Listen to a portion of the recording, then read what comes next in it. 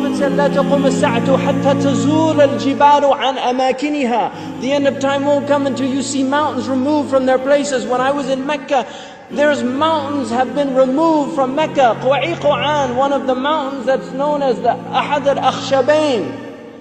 When the angels came to the Prophet ﷺ and they asked him if he wanted to see the mountains that they would يطبقهما على Quraysh. One of them was Abi Qubays and the other was Quwa'iquan. Quwa'iquan has been removed. It's gone. It's no longer there. The mountain is gone. A mountain that the Prophet ﷺ walked in its shade. A mountain that the Prophet ﷺ probably climbed as a boy.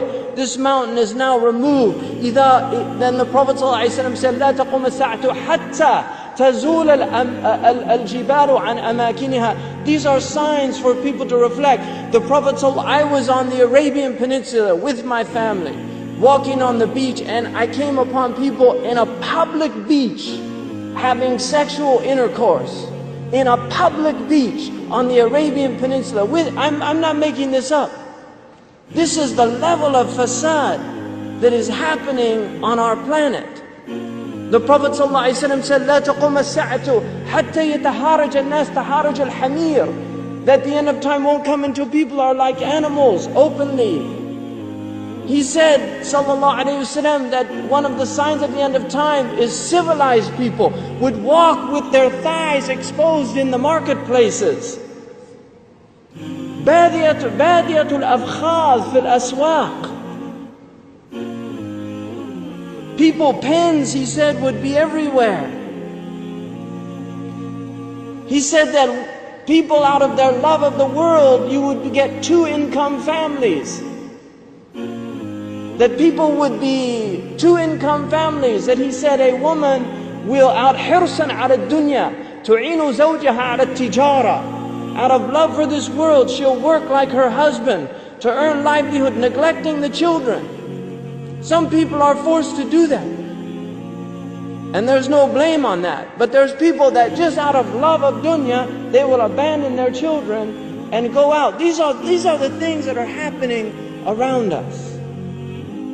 He told us that towards the end of time, you will see the people, the ala, ri'asha, yatatawaluna fil bunyan. He said there will be poor people who were the desert people, and they were poor, and they were taking care of goats and animals, and then they'll begin to build huge buildings.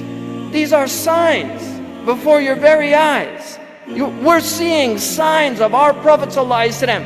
He told us that you will see the buildings of Mecca reach the mountaintops. The buildings of Mecca will reach the mountaintops. And this is happening in our lifetime. When I first went to Mecca, there were no buildings even close to the tops of the mountains of Mecca. And now it's filled with buildings that are beginning to reach the mountaintops.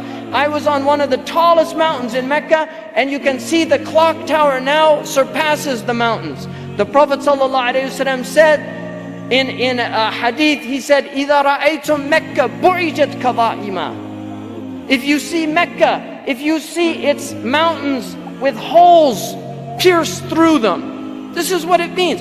بُعِجَتْ كَظَائِمًا وَيَتَسَاوَى بُنْيَانُهَا رُؤُوسَ جِبَالِهَا. And you see the buildings reach or in a riwayah ta'lu, they will actually surpass the mountaintops. And then he said, فَقَدْ أَظَلَّتَ السَّاعَةُ. It means that the sa'a has cast its shadow.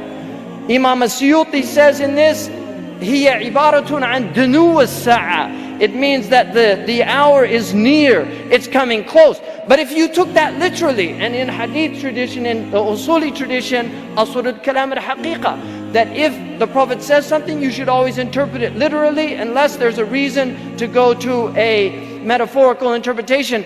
Now we have the clock tower casting a shadow over the Kaaba. So the clock tower, what do they call it in Saudi Arabia? As-sa'a. لَقَدْ أَظَلَّتَ السَّاعَةُ. You could take it literally, the clock has cast its shadow over the Kaaba. Literally or metaphorically, اقتربت الساعة وانشق القمر. The hour is drawing near.